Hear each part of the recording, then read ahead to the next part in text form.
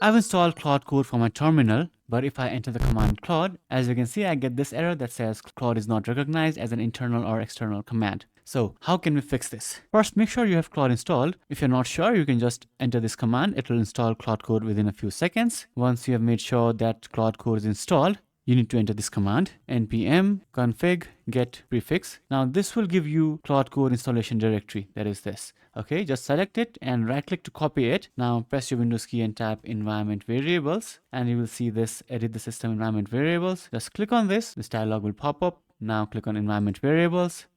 Here you will see this path. Double click on this empty row at the bottom and paste the path that we just copied from terminal. Hit OK again. Hit OK again and close your terminal and open the terminal again wherever you want.